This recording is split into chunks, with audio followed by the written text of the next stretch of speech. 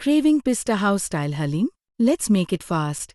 In a bowl, take cashew and pista 1/4 cup, almonds 1/4 cup, chana dal 1/4 cup, basmati 1/4 cup, masoor and tuwar 1/4 cup, moong dal 1/4 cup, mas dal 1/4 cup. Take 1 cup of broken wheat in another bowl. Wash and soak all these for 2 hours. After 2 hours, transfer the lentils into a pressure cooker. Add sufficient water and 2 spoons of ghee. Cook up to 6 to 8 whistles. Also transfer the dalia into a pan. Add sufficient water and ghee. Cook until water is evaporated.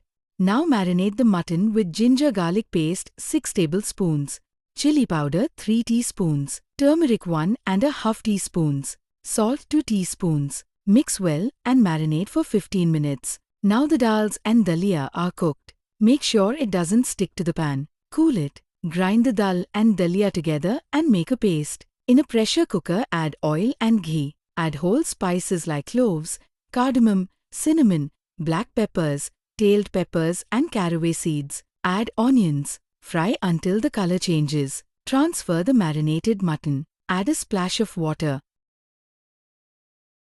Add coriander leaves and mint leaves. Add a cup of curd.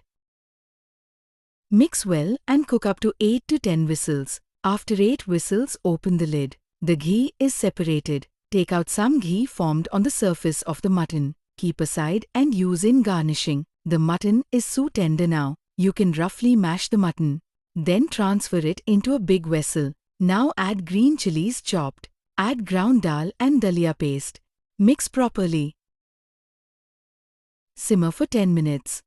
You have to stir continuously from the bottom. Make sure it doesn't stick to the bottom.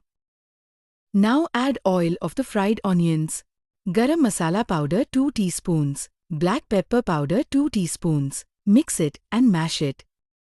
Add mint leaves ½ cup. Add coriander leaves 1 cup. Brown onions 1 cup. Mix and mash properly. Add salt as per taste.